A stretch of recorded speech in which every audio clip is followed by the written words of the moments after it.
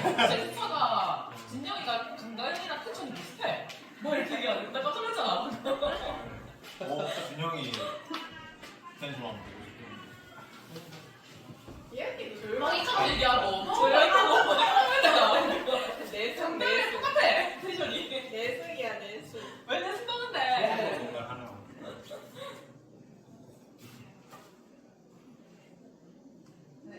그림 좀 웃긴 것 같긴 하다. 그러네. 이게 뭐야? 뭐야?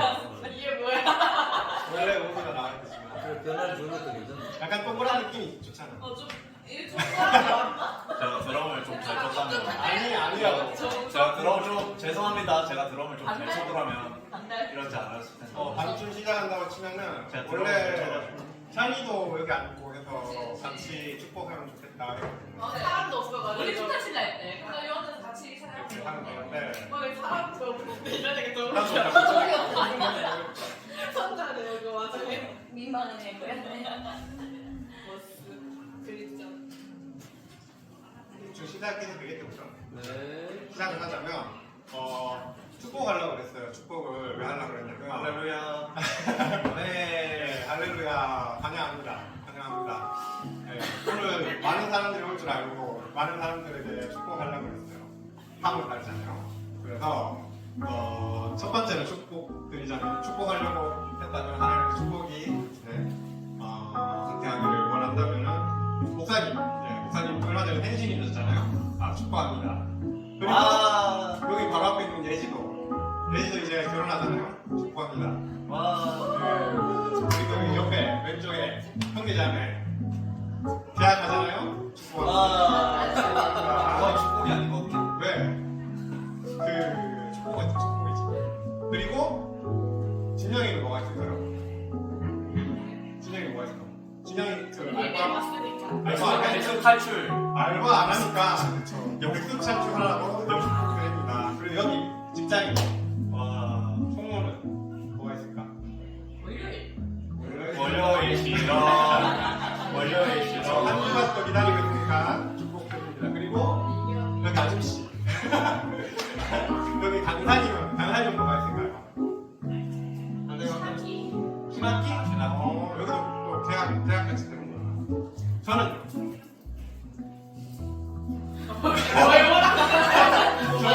나도 저는 이렇게 축복하면서 시작했으면 좋겠습니다. 하나님의 사랑이 당신의 삶 가운데 가득하기를 축복합니다.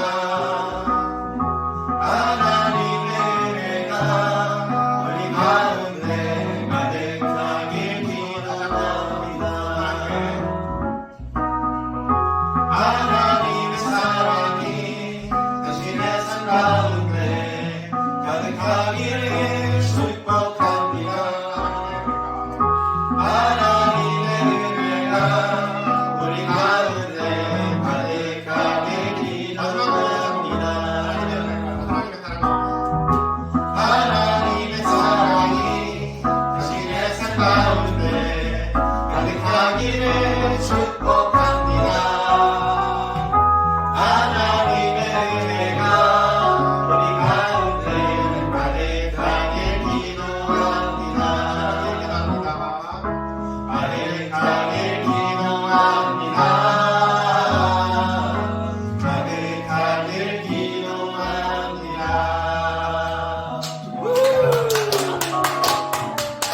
제가 원래 축복을 3번 하랬어요. 그래서 이 시간에 마음속에서 하고 그리고 주님 말씀 앞에서는 당신의 성대들 이렇게 하는데 이게 베스트는 없어요. 그래서 원래는 여기 사람들이 되게 많을 줄 알았거든요. 그래서 정윤이 이미도 있고 계약을 하고 그리고 또 어쨌든 여기 계셔야 되는 뭔가 새로운 출발을 또 해야 되잖아요. 우리 새내기는 그런 축복하는 시간이 됐으면 좋겠고 그리고 우리 또 상혁이도 왔으면은 그죠?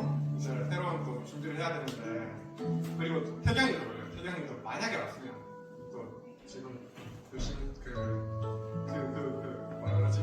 직장 잡아가지고 또 열심히 해야 되는데 그런 축복을 해주고 싶고 그런 이유들이 되게 많은 것 같아요. 나도 해봤어요? 나는. 저도 네, 여러분 가운데 축복받기 위해서 이 자리에 왔습니다. 네, 그렇습니다. 그래서 이 시간 노래 방송을 보시면서 정말 우리 가운데 이 가운데 정말 축복하는 그런 마음들이 가득했으면 좋겠고 하나님의 정말 이 자리에 계시지 않을까요? 그러면 그랬으면 좋겠습니다. 같이 하겠습니다. 시간 노래 방송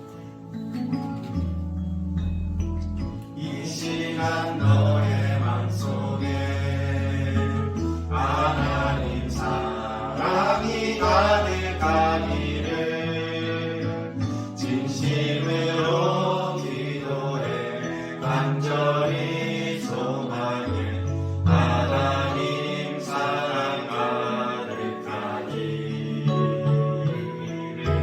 하나님은 나를 사랑해 얼마나 너를 사랑하시는지 너를 위해서 별을 만들고 세상을 만들고 다시 한번 시간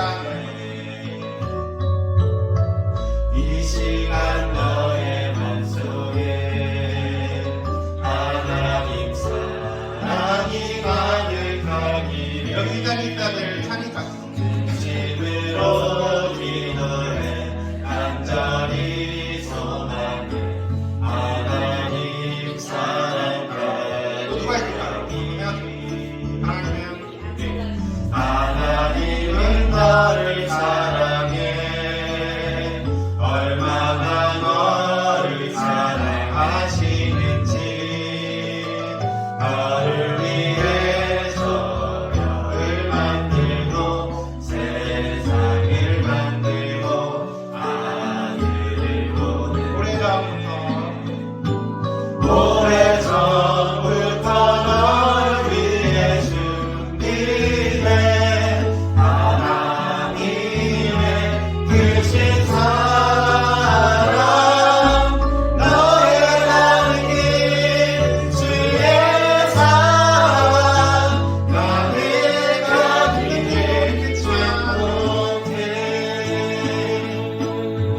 힘든 일도 있겠지만 나 그때마다 늘 함께할게 하나님 보이신 큰 사랑으로 나 또한 너를 사랑해 축복합니다.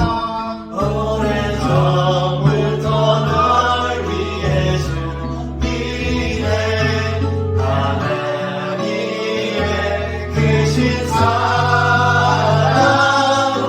너의 가는 길 주의 사랑 가득하기를 축복해 오래전부터 널 위해 준비해 하나님의 크신 사랑 너의 가는 길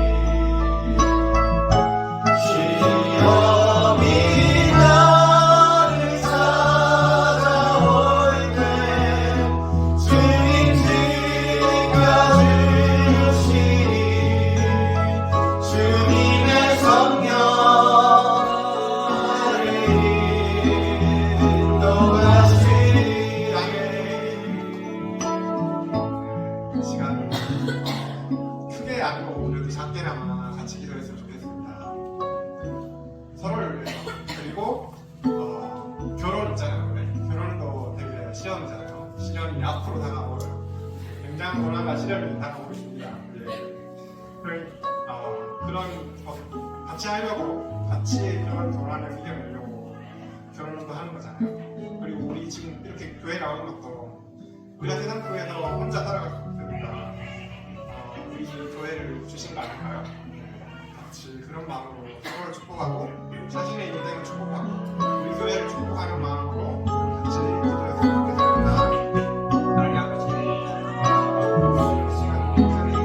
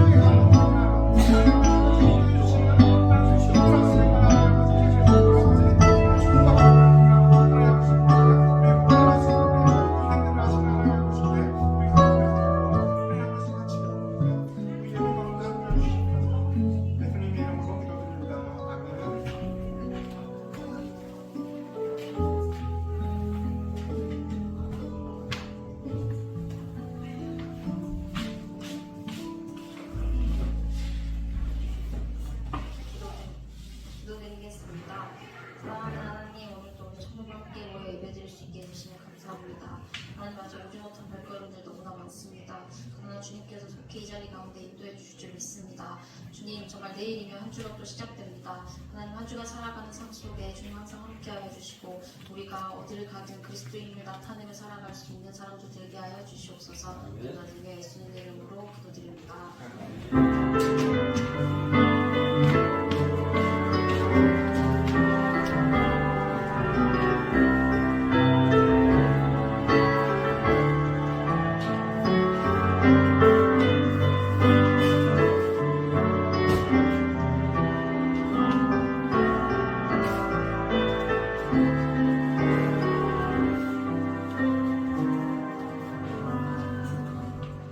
네, 감사합니다.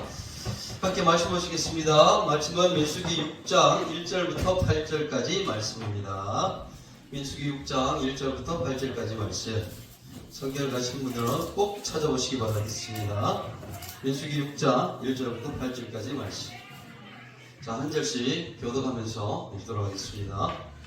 제가 먼저 읽을게요. 여호와께서 모세에게 말씀하여 이르시되 이스라엘에게 전하여 그들에게 이르라. 남자나 여자나 그들의 소원 곧 가시린의 소원을 하고 자기 몸을 구별하여 여호와께 드리려고 하면 포도주와 족주를 멀리하며 포도주로 된 초나 독주로 된 초를 마시지 말며 포도즙도 마시지 말며 생포도나 돈포도도 먹지 말지니 자기 몸을 구별하면 모든 날 동안에 포도나무에서는 씨나 껍질이라도 먹지 말지며 그 서원을 하고 구별하는 모든 날 동안은 삭도를 절대로 그의 머리에 대지 말 것이라. 자기 몸을 구별하여 여호와께 드리는 날이 차기까지 그는 거룩한즉 그의 머리털을 길게 자라게 할 것이며 자기 몸을 여호와께 드리는 모든 날 동안은 시체를 상가에 수리할 것이요 그의 부모 형제 자매가 죽은 때에도 그로 말미암아 몸을 더럽히지 말 것이니 이는 자기의 몸을 구별하여 하나님께 드리는 표가 그의 머리에 있음이라. 자기의 몸을 구별하는 모든 날 동안 그는 여호와께 거룩한 자니라. 아멘. 자, 여기 계신 분들 인사 한번 나누겠습니다. 반가워요, 사랑해요, 보고 싶었어요. 이렇게 인사 한번 나누겠습니다. 그렇지. 네, 거리가 너무 먼 것 같아요. 저희. 왜 중간 뻥 뛰어났어요? 왜? 그러게, 너무 멀어. 사람도 많이 있는데. 자, 요즘 편하게 예수 믿는 사람들의 몇 가지 특징에 대해서 적은 글들을 봤는데요. 그 글 중에 한 4가지 정도를 보니까, 첫 번째로 편하게 예수 믿는 사람의 특징. 첫 번째로가 교회는 가는데 절대로 은혜 받으려고 하지 않는다라는 거예요. 왜 그러냐? 혹시나 은혜 받으면 혹시나 자기가 헌신하게 될까봐 일부러 은혜 받지 않으려고 한다는 거예요. 그리고 두 번째 특징은 너무 깊이 있게 믿으려 하지 않는다라는 거예요. 기도도 적당하게 하고 말씀도 적당히 보고 또 예배도 적당하게 너무 은혜되지 않게 그렇게 한다는 거예요. 이렇게 하는 이유는 첫 번째 이유와 같다고 하죠. 너무 은혜 받으면 혹시나 자기가 더 헌신하게 될까봐 그렇게 한다는 거예요. 그리고 세 번째는 특징은 초신자들을 보면 처음 교회 나온 사람들 보면 절대로 가까이 하지 않는다라는 특징이 있다고 해요. 초신자를 처음에 나온 사람들에게는 챙겨야 할 것이 너무 많다는 거예요. 귀찮다는 거예요. 그래서 기왕이면 기존에 알고 지내던 사람들과 대화하고 알고 지내던 사람들끼리만 모임을 하고 그리고 그 모임끼리만 이야기하고 그 속에 다른 사람 끼워주지도 않는다는 거예요. 그리고 네 번째 특징은 주일에는 대예배 외에는 절대로 다른 예배 시간에 가지 않는다라는 거예요. 대예배 외에는, 주일 대예배 외에는.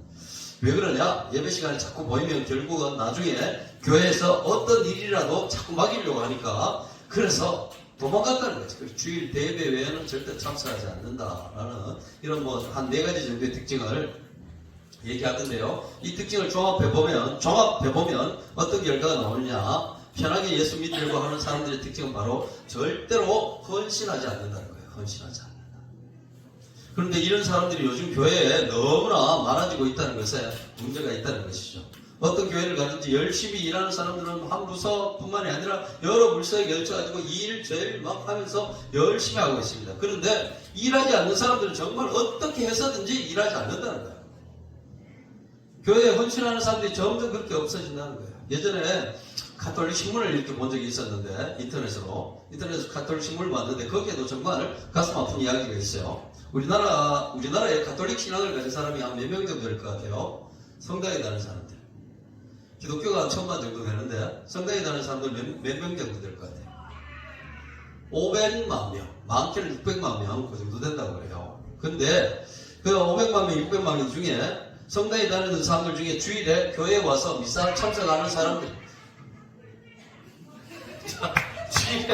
교회에 와서 미사 참석하는 사람들 인원을 봤더니만은 각 성당마다 비슷하게 지표가 나왔다고 하는데 평균을 잡아보니까 주일에 성당에 와서 미사 드리는 사람들이 몇 프로 정도 될 것 같아요? 18%라는 거예요. 18%. 500만 명 중에 주일에 미사 드리는 사람이 18%, 20%도 안 된다는 거죠. 성당 다니는 사람들 중에도 정말 제대로 신앙생활 하려는 사람들이 20%도 안 된다는 거예요. 왜 그러냐? 가톨릭에서 거기에 그렇게 써놨더라고요. 요즘 너무나 시대가 가족 중심적이고 자기 중심적으로 흘러가고 있다 보니까 신앙이 있다고 하지만 자기 바쁘면 그리고 볼 일이 있으면 그리고 주일에 누가 찾아오면 성당에 안 나온다 라고 이렇게 적어놨습니다. 이것이 가톨릭에만 있는 문제가 아니죠. 우리 교회 가운데도 이런 일들이 정말 많이 일어나고 있다는 것이 문제라고 할 수 있어요. 주일에도 바쁘면 예배보다 자기 일이 더 중요하죠. 주일이랑 겹쳐서 연휴가 이어지게 되면 여행 가는 건 마치 당연한 것처럼 요즘 여겨지고 있죠. 그리고 주일에 믿지 않는 가족이나 친척들이 찾아오면 당연히 그 사람들을 접대해야 한다라고 생각하는 사람들이 많다는 거예요. 주일이 끼인 연휴, 주일 금요일부터 해가지고 주일이 끼어있고 월요일까지 연휴 막 이랬다 그러면 그 주에 교회 출석률이 3분의 1 떨어져 나간다는 거예요. 어디 가겠어요, 그 사람들이? 좋죠. 어떻게 보면은 가족끼리 함께 모여갖고 여행 다니고 할 수 있는 시간이 그 시간밖에 없다고 생각할 수 있지만 그 시간에 여행을 가는 사람들이 점점 많이 늘어난다는 거예요. 우리나라 교회들도. 점점 주일에 대한 인식들이 그 정도로 자꾸만 떨어지고 있다는 거예요. 주일날 가족 중심으로. 가족이 친해지는 거 좋습니다. 그런데 우리에게 있어서 가장 먼저 돼야 될 것은 주일에 교회 와서 예배드립니다. 예배보다 더 중요한 것은 이 땅 가운데 아무것도 없는 거예요. 가족이 정말 중요하지만 정말 친한 친구가 정말 중요하지만 그것보다 더 중요한 건 주일에 예배드리는 거예요. 예배가 가장 먼저 돼야 되고 만약에 여행을 간다 하더라도 정말 예배 참석해준다라고 하더라도 주일날 예배 참석하고 가는 게 맞죠. 자, 우리나라 교단들 중에 가장 보수적이라고 하는 고신교단입니다. 고신. 우리는 지금 대한예수교 장로의 무슨 교단이요? 합동이죠, 합동. 합동이고, 그 다음에, 대한예수교 장로의 통합, 그 다음에 백성, 고신, 여러 가지가 있는데, 우리나라 교단들 중에 가장 보수적이라고 하는 고신교단에서는요, 주일 예배에 빠지게 되면 밥도 못 먹겠다는 거예요. 지금도, 요즘도 그렇대. 주일에 버스도 못 타게 하고, 슈퍼에 가서 물건도 못 사게 하는 거예요, 고신교단. 주일에 버스 타면, 버스를 누가 운전해요? 버스 기사가 운전을 하지? 그럼 그 버스 기사는 주일에 교회 갈 수 있냐? 못 간다는 거예요. 이런 논리로 주일에 버스도 못 타게 하는 거예요. 주일에 슈퍼 가서 물건을 사면 그 슈퍼 주인은 이 사람들 때문에 문 열어놓고 있는 거예요. 그럼 이 사람이 교회 갈 수 있냐? 못 간다. 이렇게 주일날 버스도 못 타게 하고 택시도 못 타게 하고 주일날은 슈퍼 가서 물건도 못 사게 해요. 고신교단은 예전부터 그래왔었어요. 근데 같이 공부한 그 분들 중에 나이가 좀 많은 장로님 한 분 계신데 지금 거의 나이가 80 가까이 다 되셨는데 그분이 저 영천에 있는 고신교단에 다니시는 분이에요. 그래서 그분한테 물어봤죠. 장로님 요즘도 그렇습니까? 예전에 고신교단은 그랬다고 할 수 있는데 요즘도 그래요. 그렇게 물으니까 장로님이 하신 말씀이 그렇다. 요즘도 정말 제대로 된 고신교단은 그렇게 가르친다. 주일날 돈도 못 쓰게 만들고 그리고 버스도 못 타게 한다. 그런데 그분이 하는 말이 뭔가 하면 그때 그래서 나는 고신교단에 다니는 자부심이 있다라고 얘기해요. 자기 신앙에 대해서 확실히 지킬 건 지킨다라는 자부심을 가지고 살아간다는 거예요. 그 고신교단 학생들은 주일날 내일이 월요일부터 시험이라 그러면 밤 12시까지 공부를 안 하는 거예요. 계속 주일날은 거룩하게 지켜야 된다고 밤 12시까지 공부를 하는 거예요. 그리고 12시 딱 치면 그때부터 공부를 하는 거예요. 12시 넘어가면 주일이 지났으니까 이렇게 우리 신앙생활 저렇게 하노? 저렇게 진짜 율법적인 신앙생활을 하노? 왜 저렇게 얽매갖고 신앙생활을 하노? 라고 생각할 수 있겠지만 우리 믿는 사람들 가운데 이런 철저함이 있어요. 신앙에 있어서. 철저함이라는 것이 좀 필요한 것 같아요. 요즘 너무나 느슨하게 자꾸 만들고 있으니까 은혜 하면서 은혜로 모든 것이 다 해결된다라고 하지만 정말 우리가 구원받은 것이 은혜지만 우리 신앙생활에 있어서는 정말 철저함이 좀 필요하다는 것이죠. 자, 헌신이라는 말이 말이에요. 헌신이라는 말이 나는 선교사로 헌신해가지고 저 아프리카에 가서 하나님을 위해 이 한 몸 던지겠습니다. 나는 목사로 헌신해가지고 죽을 때까지 복음 전하는 일에 이 한 몸 불사르겠습니다. 이런 것만을 헌신이라고 하지 않습니다. 아주 작은 일에서부터 헌신은 일어날 수 있는 것이죠. 주일을 온전히 지켜서 하나님께 예배하며 하루를 거룩하게 드리는 것, 이런 것도 하나님 앞에 헌신이라고 할 수 있고요. 또 교회를 위해서 새벽마다 나와서 기도하는 것, 이것도 하나님 앞에 헌신이라고 할 수 있지. 우리 새벽기도 시간 이제 새벽 6시가 됐는데 이제는 좀 일어날 수 있을 것 같아요. 새벽 5시 반은 조금 힘들 수 있는데 가능하지. 교회 바로 앞에 있으니까 새벽에 나왔죠? 그죠? 그래. 수고 잘하고 있어 아주. 오다 보니까 승무 짬뽕이 있더라고. 나 깜짝 놀랐어. 승무 짬뽕. 짬뽕집을 열었어. 근데? 네, 죽은 거. 그렇구나. 그래서 승무 짬뽕이 있구나.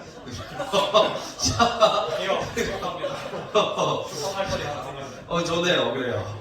그래서 시간을 정해서 매일 아침 매일마다 말씀을 보면서 하나님의 말씀으로 마음에 새기는 것, 이것도 하나님 앞에 헌신이라고 할 수 있습니다. 헌신은 우리 신앙생활의 작은 부분부터 일어날 수 있는 것이죠. 우리의 삶 가운데서 정말 구별해서 하나님께 드리는 모든 것, 이것을 하나님은 헌신으로 본다고 했습니다. 구별해서 하나님께 드리는 모든 것, 하나님을 위해서 구별해서 드리는 것이 하나님께 헌신이 된다는 거예요. 나를 위한 것이 아니라 구별해서 이것만은 하나님을 드리겠습니다 라고 하면 그것을 하나님 헌신으로 보신다는 거죠. 오늘도 말씀 속에서 이렇게 하나님께 온전히 구별하여 드려진 사람들에 대한 말씀이 나오는데요. 오늘 제목을 한번 읽어볼까요? 시작! 그렇지. 물어보는 거야. 옆 사람한테 니 그렇게 한번 살아볼게요? 이렇게 한번 물어보세요. 옆 사람에게. 옆 사람에게. 자, 말씀 제목이 이렇습니다. 자, 오늘은 이 나실인에 대해서 자세하게 한번 말씀을 나누려고 합니다. 원래 우리 청년부 주제가 뭔지 혹시 아는 사람 있을까요? 맞추는 사람에게는 선물을 드리도록 하겠는데, 자, 청년부 주제, 올해 청년부 주제, 2024년 청년부 주제, 뭘까요? 나시린. 나시린. 끝까지 풀로 채워야죠. 나시린. 영어도 이 단어만 하면 안 돼요. 풀로 이렇게 자꾸 하도록 해야 이건. 나시린으로 살아가는. 이거든요. 네. 자, 거룩한 나시린의 세대. 이것이 정리부 주제입니다. 우리 같이 한번 따라할까요? 거룩한 나시린의 세대. 예, 2024년 하나님 앞에 주제로 잡았습니다. 자, 그렇다면 나시린이 뭔지에 대해서 알아야 되겠죠. 나시린이 뭔가? 나시린의 뜻이 무엇인가? 자, 나시린은 구별하여 드려진 자라는 뜻입니다. 구별하여 드려진 자. 그렇다면 이렇게 나시린으로 드려진 사람들이 과연 누가 있었을까? 구약에서는 사무엘이 나시린이었습니다. 이 사무엘은 성공한 나시린의 대표적인 사람이라고 할 수 있고요. 삼손도 나시린이었는데 이 삼손은 실패한 나시린의 대표적인 사람이라고 할 수 있어요. 나시린으로 태어났지만 나시린으로 지켜야 했던 법을 다 어겨서 결국은 블레셋 사람들의 손에 죽게 된 그런 사람이 바로 삼손이라고 할 수 있죠. 신약에도 나시린으로 서원한 사람들이 있었습니다. 바로 세례 요한이 나시린이었고요. 사도 바울도 나시린으로 서원한 사람이었어요. 정말 그런가? 세례 요한이 나시린이었다? 사도 바울이 나시린이었다? 그런 말씀이 있나요? 있습니다. 네, 한번 볼까요? 누가복음 1장 15절 말씀 같이 읽겠습니다. 시작! 이는 그가 주 앞에 큰 자가 되며 포도주나 독한 술을 마시지 아니하며 모태로부터 성령의 충만함을 받아 그랬습니다. 그는 여기에 세례 요한을 얘기합니다. 세례 요한이 주 앞에 큰 자가 되며 포도주나 독한 술을 마시지 아니했다고 그랬어요. 세례 요한은 하나님께 서원했기 때문에 어려서부터 포도주나 독한 술을 마시지 않았습니다. 자, 이번에 사도행전 18장 18절 말씀 같이 읽겠습니다. 시작! 바울이 일찍이 서원이 있었으므로 갱그레아에서 머리를 깎았더라 그랬습니다. 바울도 일찍 서원을 했다고 그랬죠. 그리고 이제 그 서원이 기간이 다 차서 갱그레아에서 자기의 머리를 깎았다 그랬습니다. 그 서원이 바로 나시린 서원이었죠. 나시린 서원이 끝나는 때는 머리를 깎는다. 그래서 우리는 한번 생각해 보기에 사도 바울은 머리가 상당히 장발이었을 것이다 라고 생각할 수 있습니다. 왜? 서원한 기간 동안은 머리를 깎지 않았기 때문에 나시린.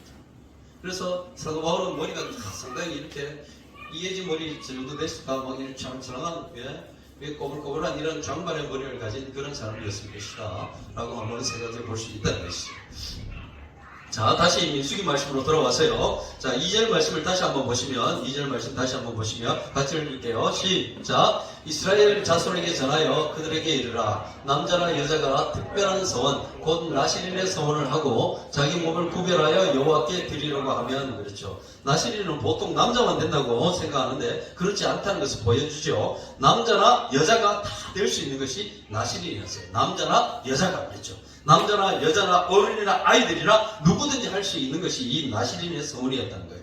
이 서원은 특별한 서원이라고 했어요. 특별한 서원이라고 하는데 보통 서원은 이를 지키기도 하고 못 지키게 되면 회개하면 그 서원에 대해서 하나님께 갚았다고 할 수 있습니다. 그런데 이 나시린 서원은 반드시 지켜야 했기 때문에 특별한 서원이다 이렇게 말하는 거예요. 그렇다면 어떻게 나시린이 될 수가 있나? 나시린을 어떻게 하면 될 수가 있나? 나시린이 될 수 있는 세 가지 길이 있습니다. 첫째로는 하나님의 지명이라고 할 수 있어요. 하나님께서 너는 평생 나시린으로 살아라 라고 하면은 나시린이 되어야 했다는 거예요. 구약에 나온 레위인들이 바로 그런 사람들이라고 할 수 있죠. 레위인들은 재산을 가질 수도 없었고 평생을 하나님의 성전에서 하나님을 위하는 일로만 그렇게 살아가야 되는 사람들이었어요. 자, 이런 사람들을 바로 나시린이라고 할 수 있습니다. 하나님의 지명하심. 두 번째로는 부모의 서원이라고 할 수 있죠. 어릴 때 부모가 서원을 했으면 그 사람은 평생을 나시린으로 살아가는 거예요.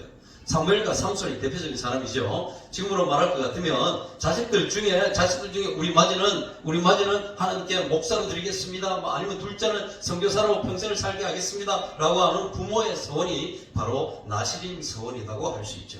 자, 세 번째는 자신의 서원입니다. 자기 자신. 내가 나시린으로 살아가겠습니다. 이렇게 서원을 하면 그 사람은 나시린이 되는 것이에요. 사도 바울 같은 사람이 바로 자신이 서원한 나시린이라고 할 수가 있죠. 그리고 예수님의 제자들도 어떻게 보면은 서원을 하는 사람들이라고 할 수 있습니다. 평생을 예수님을 위하여 살다가 죽을 때까지도 예수님의 복음을 전하며 살았던 사람들이 바로 예수님의 제자들이죠. 자, 이 나시린의 서원에 대해서 신약에 정말 자세하게 기록한 말씀이 있는데요. 마태복음 19장 12절 말씀. 한번 같이 읽겠습니다. 시작. 어머니의 태로부터 된 고자도 있고 사람이 만든 고자도 있고 천국을 위하여 스스로 된 고자도 있도다. 이 말을 받을 만한 자는 받을지어다 그랬습니다. 이 고자라는 말이 나오는데 여기 쓰기에는 좀 저런 말이 성경에 다 있나 할 정도로 무슨 말인지 다 아시리라 생각합니다. 20살 넘은 사람들은. 그래요. 자, 지금 어머니의 태로부터 된 고자, 이건 하나님의 지명이라고 할 수 있죠. 하나님 원래 나시린으로 살아가야 될 사람들, 남에서부터 나시린이 된 사람들이 있다. 사람이 만든 고자, 그러면 부모님의 서원에 의해 나시린이 된 사람을 얘기하는 것이죠. 그리고 천국을 위하여 스스로 된 고자라는 것은 자신의 서원으로 나시린이 된 사람들을 말합니다. 이런 세 가지, 하나님의 지명, 그리고 부모의 서원, 자신의 서원, 이렇게 해서 나시린이 되는 방법은 저렇게 세 가지 정도가 있는 거예요. 어머니의 태로부터 사람이 만든 천국을 위하여. 자, 어떤 사람들은 목사나 선교사는 뭐 특별한 사람들만 하는 것이다 라고 말하는 사람들이 있는데요. 그렇게 말하는 사람들이 있는데 절대 그렇지가 않습니다. 자기가 하나님을 위해서 나를 드리겠다라는 마음만 있으면 누구나 될 수 있는 것이요. 목사도 내가 하나님을 위해서 나를 드리겠습니다 라고 하는 그런 마음만 있다면 할 수 있는 것이고, 선교사도 내가 하나님을 위해서 나의 시간을 드리고 외국에 나아가겠습니다 라고 하는 그런 마음이 있을 때 가능한 것이죠. 누구나 할 수 있는 거예요. 우리 이혜지도 선교사로 1년을 모로코에 갔다 왔죠. 얼마 전에 우리 태국 선교팀도 선교사로 해외에 갔다 왔습니다. 한 주를 다녀왔어요. 멀쩡하게 살아있죠. 그죠? 저기 멀쩡하게 살아있네요. 그죠? 성경적으로 보면 이렇게 나시린의 서원을 다 한 것이라고 할 수 있죠. 나시린 서원은 하나님이 마음을 주실 때 아멘 하면 누구나 그 길을 갈 수 있는 것이에요. 이 나시린 서원은 한 달을 할 수도 있고 1년을 할 수도 있고 평생을 할 수도 있고요. 그리고 열흘을 할 수 있고 일주일을 할 수도 있고 하루를 할 수도 있어요. 이런 것이 바로 나시린 서원이라고 하는 거예요. 저한테도 가끔 이렇게 묻는 사람들이 있는데, 목사님 혹시 하나님께서 목사가 되라고 하는 확신이나 어떤 음성을 주셨습니까? 라고 묻는 사람들이 있는데요. 그렇게 묻는 사람들은 목사나 선교사로 세워지는 사람들은 특별한 하나님의 뭔가 부르심이 있어서 그렇게 됐다라고 생각하기 때문에 그렇게 묻는다고 할 수 있는데, 저는 분명히 그럴 때마다 얘기하는 것이 있죠. 뭐라고 얘기하는가 하면, 저는 하나님께 기도할 때 하나님께서 너는 목사가 되어라 라고 하는 음성을 주시지 않으셨습니다. 저는 20대 중반이었죠. 25살 때 하나님을 위해 살겠습니다 라고 하는 서원을 했었어요. 저 서울에 가서 오늘의 교회 집회에 거기 참석하고 거기에 찬양하는 가운데 그 앞에서 인도하던 그 하스데반 선교사님, 하나님을 위해 헌신하시는 분들은 그 자리에 일어나세요. 그 많은 사람들이 헌신을 했습니다. 그 사람들이 다 나시린으로 살아가는지 모르겠지만 거기에서 그때가 내 평생 정말 하나님을 위해 살아가는 사람이 되겠습니다 라고 하는 그런 소원을 했죠. 그러다가 세월이 흘러서 그것을 갚아야 할 때가 되었다 싶어서 지금 이렇게 신학을 공부하게 되고 목사가 된 것이죠. 오늘 말씀에서 비춰보면 저는 자원해서 천국을 위해서 스스로 된 고자다라고 말할 수 있죠. 자, 오늘 말씀에서도 그렇고 성경에서 분명히 하나님께서 따로 세우지 않으셨지만 하나님을 위해서 헌신하는 사람들에 대한 말씀이 나와요. 그리고 하나님은 그러한 헌신에 대해서 절대로 말리시지 않으셨어요. 하나님이 하라고 해가지고 하는 사람들, 물론 그 사람들 칭찬하셨지만 하나님이 하라고 말씀도 하지 않으셨는데 그 사람들이 열정으로 정말 하나님을 사랑하는 마음으로 하나님을 위해 헌신하는 것, 그걸 하나님께서 말리시지 않으셨다는 거예요. 그리고 또한 그것을 기뻐하셨다라고 말하고 있다는 거예요. 다시 말씀으로 돌아왔어요. 이제 3절부터 나오는 말씀은 나시린이 지켜야 될 법에 대한 말씀이 나오는데요. 나시린은 세 가지를 할 수가 없었습니다. 세 가지. 그 세 가지 중에 첫째가 포도주와 독주를 마시면 안 됩니다. 술을 마시면 안 된다는 거예요. 3절 말씀 같이 한번 읽겠습니다. 시작. 포도주와 독주를 멀리하며 포도주로 된 초나 독주로 된 초를 마시지 말며 포도즙도 마시지 말며 생포도나 건포도도 먹지 말지니 그랬죠. 포도주 마시면 안 되고요. 독주도 마시면 안 된다고 그랬어요. 여기에서 독주라는 말은 독한 술이라는 말보다 곡물로 된 술을 얘기합니다. 곡물로 된 술. 맥주, 곡물로 된 술이죠. 맥주도 마시면 안 되고, 막걸리, 쌀로 만든 술이죠. 그죠? 그 막걸리도 마시면 안 되고, 그리고 포도주로 된 식초 안 되고, 포도즙도 마시면 안 된다. 이렇게 말하고 있죠. 그리고 4절을 말씀해 보면, 포도씨나 포도 껍질도 먹으면 안 된다. 라고 이렇게 말하고 있어요. 이렇게 포도와 관련된 것은 쳐다보지도 말아라 라고 말씀하고 있다는 거예요. 왜 그럴까? 포도주라는 것이 뭐 그렇게 나쁘게 쳐다보지도 말아라 라고 말씀하셨을까? 이 포도주라는 것은 말이에요, 사람이 정신을 흐리게 만들죠. 그래요. 그래서 흐릿한 정신으로 있을 때는 죄를 지을 가능성이 많다는 거예요. 흐릿한 정신으로 있을 때. 그러니까 애초에 죄 지을 가능성이 있는 것은 처음부터 멀리해라, 끊어라 라는 것이에요.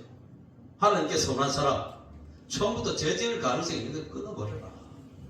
나시린으로 들여진 사람은 작은 것 하나까지도 범죄할 가능성이 있는 것은 잘라버려라 라는 그런 말씀이죠. 포도주 자체는 나쁜 것이 아니죠. 술을 뭐 약주라고 이렇게 부르기도 하죠. 약주. 그래서 장수하시는 분들 보면 저녁에 주무실 때 알코올, 그 술 한 잔, 소주 한 컵씩 이렇게 마시고 주무신대요. 장수하시는 분들이 보면. 잘 마시면 약이 되는 거예요. 그런데 이것을 끊어버려야 하는 이유는 술의 뒤편에는 세상의 타락한 문화와 이렇게 이어져 있다는 거예요. 술의 뒤편에, 술은 앞에서 볼 때 괜찮은데 분위기 띄워주고 막 사람들 기분 좋게 만들어주고 이런 좋은 것이 있지만, 친구 사이를, 멀어지는 사이가 서먹서먹한 사이를 술 몇 잔 들어가게 되면 야 이 자식아 막 이러면서 서로 이렇게 대화도 이렇게 되고, 이게 참 좋은 면이 있지만 술의 뒷면에는 세상의 타락한 문화가 이어져 있다는 거예요. 그렇기 때문에 술을 멀리해야 된다는 것이에요. 술을 좋아하다 보면 결국은 세상의 타락한 문화 속으로 그대로 이렇게 빨려 들어가게 된다는 것이죠. 그래서 죄 지을 가능성이 있는 것은 애초에 잘라버려라 라고 말하는 것입니다. 그래서 우리 예수를 믿는 사람들은 할 수만 있다면 회사에서 회식을 한다고 해도 술 마시는 자리다 라면 웬만하면 그걸 피하는 것이 좋고요. 그리고 뭐 저녁 마시고 노래방 가자 라고 한다면 웬만하면 할 수가 있다면 가지 않는 것이 좋을 것 같습니다. 요즘 우리가 몰라서 그렇지, 우리 예수 믿는 사람은 거룩한 문화 속에서만 살다 보니까 그런 걸 잘 모르는 경우들이 많이 있는데, 안 보여서 그렇지 정말 세상 문화가 안 보이는 곳은 너무나 지저분하다는 거예요. 안 보이는 곳에. 보이지 않는 곳은 너무나 지저분한 문화로 흘러가고 있다는 거예요. 보여지는 면들은 깨끗해 보입니다. 국회의원들 깨끗해 보여요. 근데 뒤에 보면 엄청나게 진짜 지저분한 사람들 너무나 많다는 거예요. 그렇듯이 세상 문화가 우리가 보여지는 것은 막 대단해 보이고 화려해 보이고 좋게 보이고 그런 거 많이 있지만, 정말 뒤를 보면 너무 지저분한 것들이 진짜 많다는 거예요. 저번에 예전 제가 한번 노래방 같은 얘기를 한번 했던가요? 노래방에 갔던 얘기? 난 노래방이라는 것이 그런 것인지 몰랐어요. 진짜 2010년쯤 됐을 때죠. 회사에서 그때 직장생활 할 때 했는데, 중간쯤 있을 텐데, 쫄딱은 아니고 중간쯤 있을 텐데, 같이 저녁을 회식을 하고 노래방을 가게 됐는 거야. 노래방 가자. 그래가지고 뭐 가서 노래 부르는데 같이 앉아서 박수 쳐주면 되지 하고 참석을 했죠. 참석을 했는데 좀 있다 보니까 도미를 부르자라고 얘기하는 거야. 도미. 그래. 이 도미가 뭐야? 왜 그래? 갑자기 왜 그래? 도미야. 도미를 부르자고. 나는 그냥 도미. 그때 진짜 도미를 어떻게 생각했는가 하면 막 노래 부르면 옆에서 오빠 잘해요, 잘해요, 노래 좋아요, 노래 같이 맞춰주고 박수 쳐주고 이런 사람으로 생각했지. 근데 앉아있다 보니까 정말 서너 명의 여자분들이 왔는데, 와 진짜 그 문화 도저히 앉아있지는 못하게 정도로 정말 그래요. 우리가 안 보여지는 면들은, 보여지는 세상의 문화들은 화려해 보이고 좋아 보이고 하지만 안 보여지는 그런 어두운 거 컴컴한 곳에서 이상한 일들이 정말 많이 벌어질 거예요. 진짜. 우리 요즘 뭐 동성애를 미화하는 그런 영화들 진짜 많이 나오는데, 앞에서 봤을 때는 정말 애련하고 따뜻하고 어떻게 그래 좀 진짜 좀 이루어졌으면 좋겠다 막 이런 마음이 들 정도로. 그런데 걔들 뒷면을 보면 정말 지저분한 거예요 진짜. 그렇기 때문에 우리 예수 믿는 사람들 동성애를 멀리하고 그 동성애에 빠진 사람들을 할 수만 있다면 돌아오게 만들고 해야 되는 이유가 그런 것이에요. 자, 두 번째로 나시리는 삭도를 머리에 대지 말아야 하는 것이에요. 삭도를. 자, 5절 말씀 같이 읽겠습니다. 자, 시작. 그 서원을 하고 구별하는 모든 날 동안은 삭도를 절대로 그의 머리에 대지 말 것이라 하겠습니다. 자, 삭도라는 것은 머리나 수염을 자르기 위해 쓰는 가위를 말하는 거예요. 가위. 이것을 머리에 대지 말아라 라는 말은 머리카락을 자르지 말아라 라는 그런 말이에요. 그런데 왜 머리를 자르지 말아야 할까? 궁금해서 이렇게 몇 군데 주석을 찾아보니까 다들 주석에서 이렇게 말하는데요. 내 머리 위에 나를 주장하시는 분이 계시다. 내 위에는 분명히 나를 지켜주는 분이 계시다라는 표시로 이렇게 머리를 길게 자른다는 거예요. 길게 자라게 한다는 것이죠. 내 머리 위에 나를 주장하는 분이, 나를 지키시는 분이 계시기 때문에 그분 아래 순종하며 살겠습니다 라는 증거가 바로 머리를 길게 자라게 한다는 것이죠. 나시리는 하나님께 순종하며 살아가는 그러한 사람들이었습니다. 우리가 하나님께 헌신하는 그 기간 동안에는 우리가 정말 중요하게 얘기할 것이 바로 하나님의 말씀에 순종하는 삶이라고 할 수 있는 것이죠. 순종하는 삶. 그것을 나시리로 살아가는 사람, 하나님께 헌신하는 삶을 살아가는 사람들이 지켜야 될 두 번째 도리 중에 하나가 바로 저것이라는 거예요. 우리나라 교회에 정말 큰 영향력을 끼치고 계시는 연세중앙교회 윤석전 목사님이라는 분이 계신데요. 그분이 설교 중에 자주 하시는 말씀이 그래요. 무슨 말씀을 하시는가 하면 순종하는 믿음이라고 하지 마라. 순종이 곧 믿음이다 라고 얘기해요. 순종이 곧 믿음이다.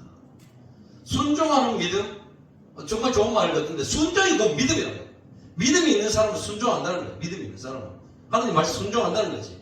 말씀에 순종하지 않는 사람은 믿음이 없는 사람과 똑같은 사람이라는 것이죠.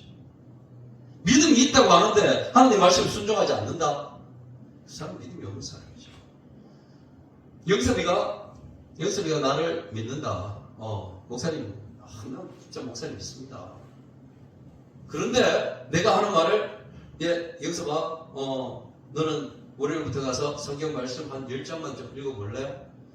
10장씩만 한 일주일 읽어봐. 그런데 영섭이가 돌아가서 에이씨, 너희 같으면 목사라는 놈이 성경 10장씩이나 읽으라 한다 하면서 집에 가가지고 성경을 읽지 않고 주일날 왔어요. 그런 다음에 그 영섭이는 나를 믿는 것이야, 안 믿는 것이야? 순종이라는 것은 믿음이 있을 때 할 수 있는 거예요. 믿음이 있을 때. 하나님에 대한 믿음이 있다고 하면서 하나님 말씀에 순종하지 않는다 그러면 그 속에 정말 믿음이 있나? 그래서 돌아봐야 한다는 것이죠. 순종하는 믿음이라고 하지 마라. 순종이 곧 믿음이다 라고 말하는 것이죠. 하나님 말씀에 대한 순종, 이것은 우리 신앙생활 가운데 정말 중요한 것이라고 할 수 있습니다. 주일인데 교회에 정말 가기 싫어요. 그런데 마음속으로 울리는 하나님의 말씀이 있죠. 예배드려야 산다. 그런 말씀이 마음에 울립니다. 그럴 때 에이 뭐 한 번 빠진다고 어떻게 되나? 다음 주에 가서 예배드리면 되지 하고 그 마음속에 울리는 하나님의 음성을 무시하는 것, 이건 순종이 아니죠. 그런 음성이 마음속으로 들린다고 하면 그래, 지금은 몸이 좀 아프지만 그 말씀에 순종해서 교회에 간다, 예배드린다 라고 하면서 교회에 오는 것, 그것이 바로 순종이라고 할 수 있습니다.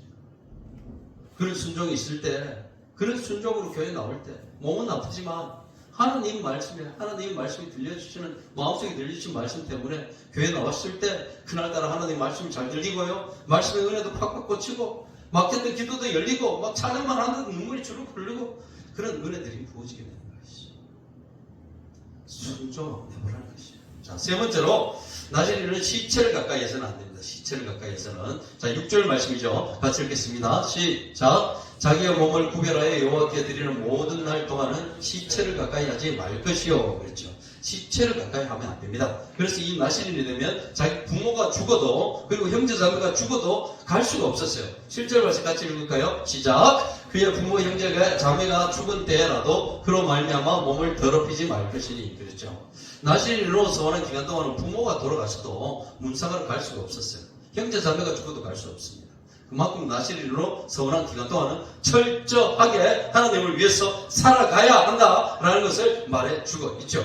그런데 왜 시체를 가까이 하면 안 됐을까? 왜 시체를 가까이 하면 안 돼요? 시체를 가까이 하는 것이 뭐가 그게 중요하다고? 부모가 죽었는데 치암 가야지, 문상으로 가야지. 형제자매가 죽었는데 문상으로 가야지. 네, 그래요. 왜 나시린으로 살면 그것도 못 가게 하냐 말이야. 그래요. 자, 습관성, 그래. 자, 야고보서 1장 5절 말씀에 이런 말씀이 있습니다. 가르쳐 읽겠습니다. 시작. 욕심이 잉태한 즉 죄를 낳고 죄가 장사한 즉 사망을 낳는다고 하겠죠. 이 사망, 죽음, 시체라는 것은 죄의 결과라는 거예요. 죄가 장사하면 사망이 나는 사망. 죄가 장사하게 된지 죄의 결과가 바로 죽음이죠. 죄가 없었으면 죽음이 있냐? 죽음 없죠. 에덴 동산에서 죄를 짓지 않았으면 죽냐? 살았다는 거야. 에덴 동산 원래 평생을 살도록 영원히 살도록 만드셨죠. 에덴 동산에. 근데 죄가 들어옴을 통해서 죽음이 따라 들어오게 된 것이지. 줄줄이 비한다처럼 주름 따라오게 되는 거예요. 죄가 들어오면서 죽음이라는 것이 따라 들어오게 돼요. 이 시체라는 것이 죄의 결과라는 것이죠. 결국 하나님은 시체를 가까이 하게 되었다는 것을 죄를 가까이 하게 되었다라는 것과 똑같이 보신다는 거예요. 그래서 오늘 읽지 않은 9절 말씀 보시면 같이 읽겠습니다. 시작. 누가 갑자기 그것을 죽어서 스스로 구별한 자의 머리를 더럽히면 그렇죠. 자, 같이 있던 사람이 갑자기 뭐 심장마비가 완전히 옆에서 죽어버렸어요. 그런데 그것을 보는 순간 머리가 더럽혀진다. 그렇게 말하는 거죠. 보기만 했는데도 머리가 더럽혀진다. 이 말씀은 우리가 죄를 짓는 것도 그렇고 죄를 보는 것까지도 나를 더럽힌다라는 것을 말해주고 있습니다. 보는 것까지도. 죄를 보기만 해도 그것이 나를 더럽힌다라는 말이에요. 그래서 어떤 목사님 그렇게 말씀하시는 목사님도 있는데 영화나 TV 요즘 있는데 SNS 같은데 폭력적인 장면들, 죄를 짓는 장면들 이런 거 자꾸 가까이 하지 마라. 저것을 그냥 좋은 영화다라고 해가지고 이렇게 나왔을 때 그것을 자꾸 가까이 하게 되고 하면 나도 모르는 순간에 그 죄로 통해서 내가 더럽혀진다. 그렇게 말하는 분들도 계십니다. 보기만 해도 죄라는 것은 보기만 해도 머리가 더럽혀진다. 그렇습니다. 우리는 범죄하지 않기 위해서 이 땅 가운데 힘쓰고 또 애쓰면서 그렇게 살아가야죠. 일단 죄가 우리 가운데 딱 들어오게 되면 하나님과 우리 사이가 딱 멀어지게 된다는 거예요. 죄는 하나님과 우리 사이를 이렇게 막아버리죠. 죄라는 것이 이렇게 딱 들어오게 되면 내가 영섭이가 안 보이는 거예요.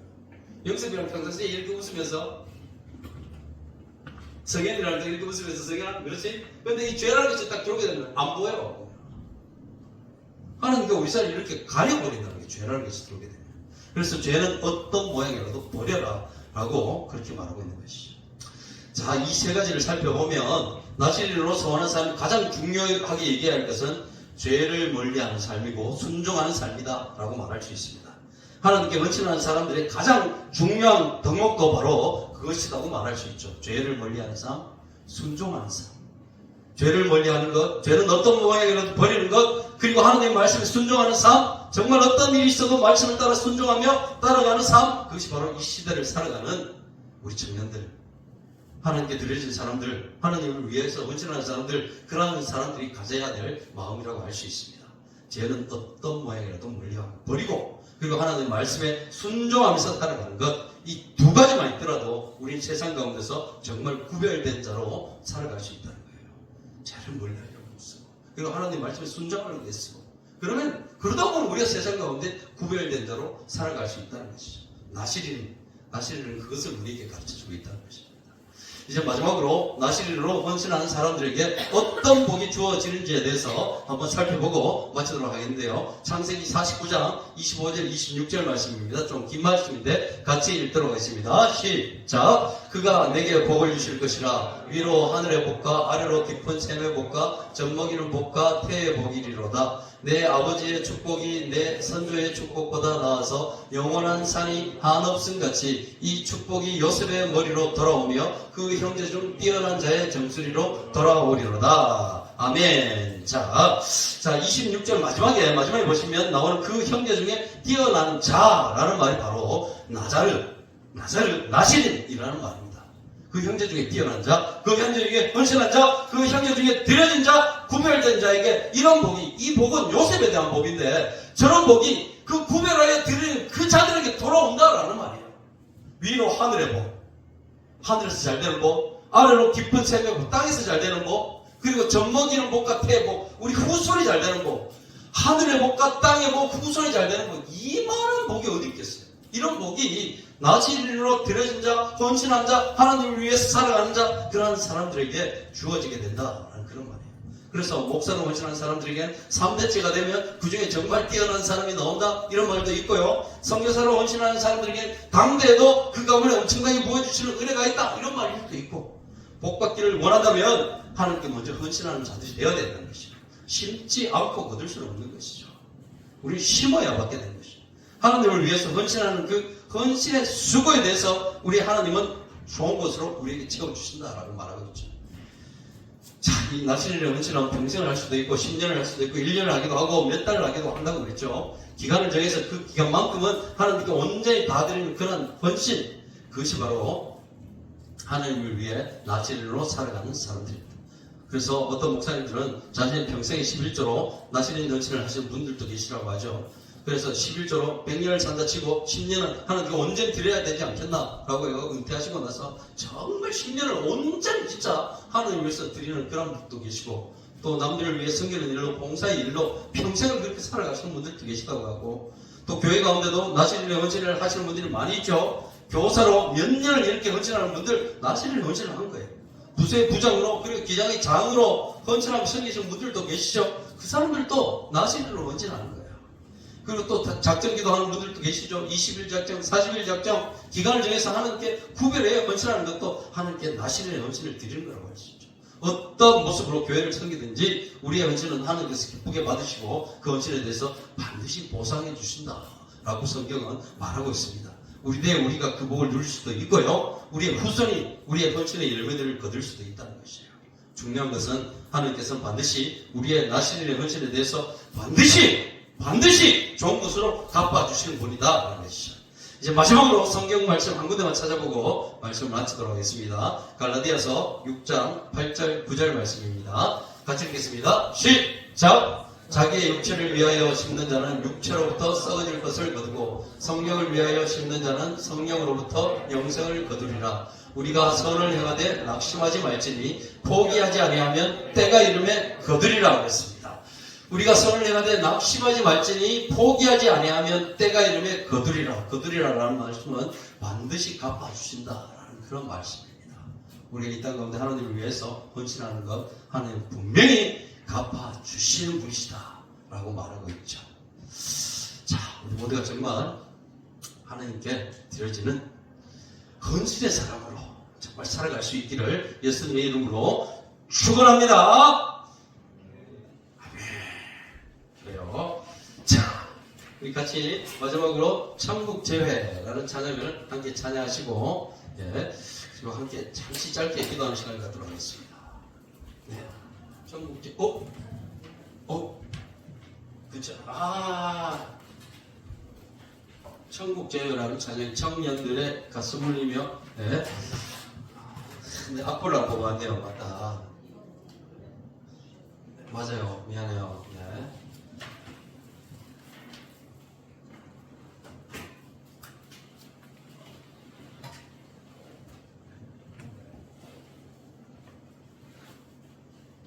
있죠?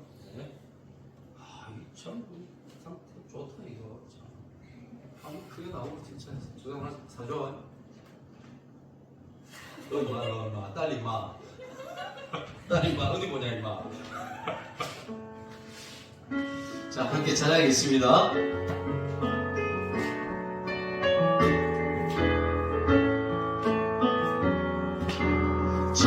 청년들의 가슴을 울리며 찾아온 하늘의 꿈, 잊혀진 소명의 눈을 회복하며 일으키네. 썩어질 땅의 것 구하지 않고 하늘의 뜻 섬기는 제자, 사랑의 주와 함께 그곳에서 만나리. 천국 소망으로 하나 되누리.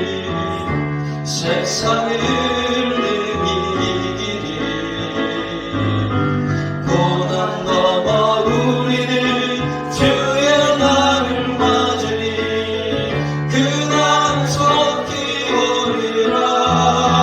이제 우리 일어나 모든 열망 가리라.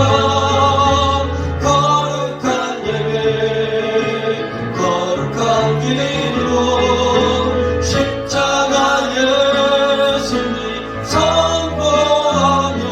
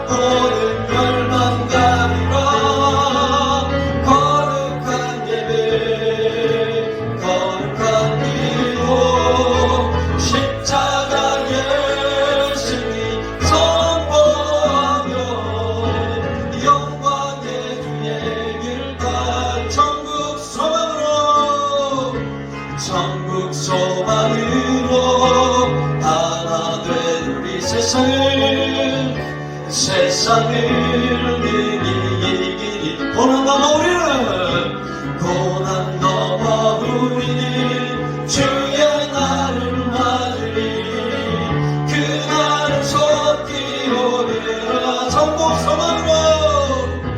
천국 소망으로 하나 되리니 세상을 이기리 고난 넘어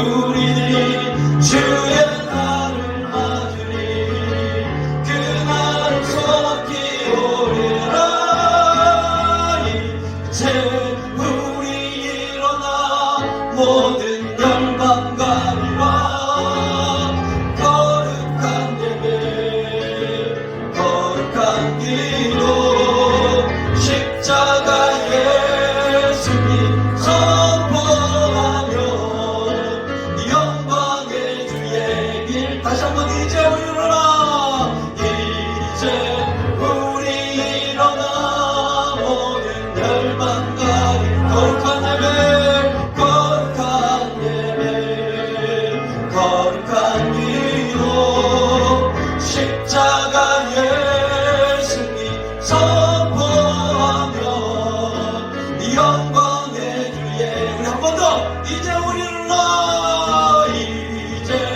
우리 일어나 모든 열방 가리라 거룩한 예배 거룩한 기도 십자가 예수님 선포하며 영광의 주의 길 따라 영광의 주의 길 따르리 영광의 주의 길 따르리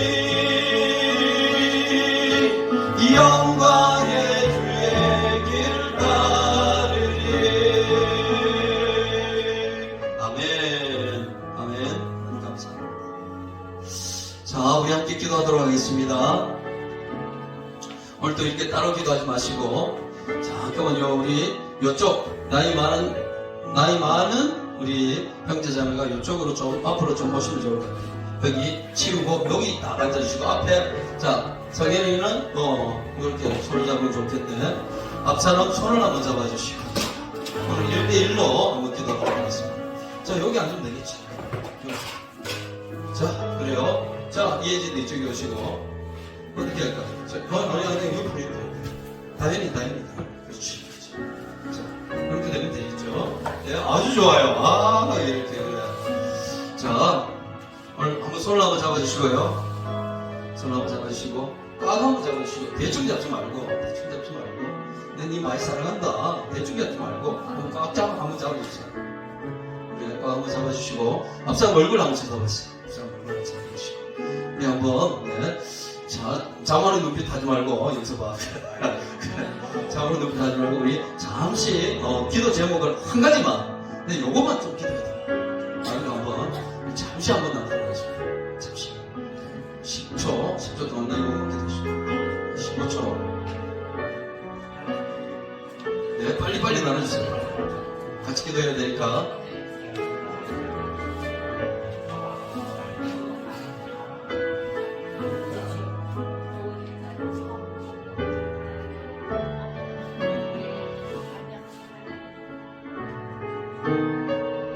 좋습니다. 됐죠? 우리 앞에 사람 기도 제목을 확실히 들으셨죠? 확실히 들으셨죠? 오늘 요것만 가지고 한번 기도하도록 하겠습니다. 하나님 우리 형제자매 함께 손을 잡고 기도하는 형제자매 기도 제목을 하나님께 올려드립니다. 하나님 응답하시고 역사여 주시옵소서. 이런 마음으로 함께 기도하며 나가시겠습니다. 함께 기도드립니다.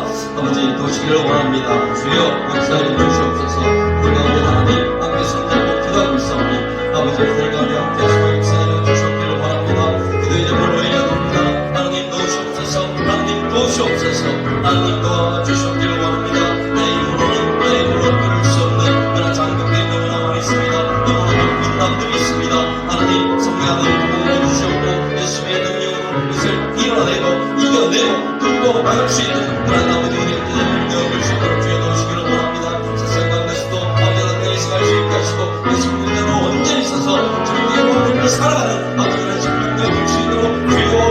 주여 도우시고 인도하여 주시옵소서. 그래서 하나님이 기뻐하시는 삶을 살아가는 우리의 믿음의 행동들 보여줄 수 있도록 주여 도와 주시옵기를 원합니다. 주여 인도하여 주시옵소서. 붙잡아 주시옵소서.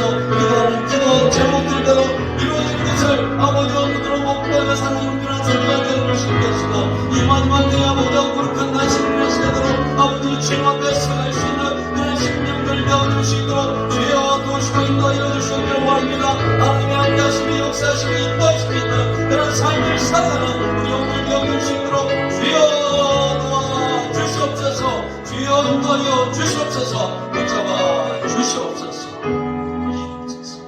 하나님 감사합니다. 오늘도 우리가 함께 손을 잡고 이렇게 기도하게 하심을 감사합니다. 하나님 우리가 기도의 제목들을 듣고 또한 그것을 두고 주님께 기도하며 나아갑니다. 하나님 기도의 제목을 들으시고 응답하시고 역사하여 주셨길 원합니다. 그래서 정말 우리의 삶 가운데 역사하시는 하나님, 인도하시는 하나님을 경험할 수 있게 하시고 그래서 정말 우리 하나님 분명히 살아계십니다. 살아서 역사하십니다. 나의 삶 가운데 오셔서 함께 하십니다 라는 것을 정말 간증하는 간증의 주인공들이 되는 우리 청년부 되어질 수 있도록 주여 도우시고 인도해 주시옵소서. 하나님 주일에만 와서 예배드리고 그것으로 끝내는 영혼들이 아니라 정말 받았던 은혜들을 아버지 월요일부터 토요일까지 세상 가운데 살아낼 수 있게 하시고 그래서 정말 그 기간 동안 하나님께 응원 걸리며 있는 그 자리에서 예배자로 서가는 우리 청년들 다 되어줄 수 있도록 주여 도우시고 인도해 주시옵소서. 오늘 또 우리의 예배 가운데 우리의 기도 가운데 함께 하신 하나님 감사드리며 거룩하신 예수님 이름으로 기도드립니다. 아멘. 우리 주 예수 그리스도의 십자가 보혈의 은혜와 아버지 하나님의 한량없는 사랑하심과 성령 하나님의 감화 감동 역사 인도 내지 축복하심이 오늘도 함께 손을 잡고 기도하며 주의 길을 거룩한 나시를 내세도록 살아가기를 다짐하며 돌아가는 모든 심령들 가운데 그들 가정 위에 직장 위에 학교 위에 사업장 위에 만나는 모든 사람들 위에 이제로부터 영원까지 함께 있을지어다. 아멘.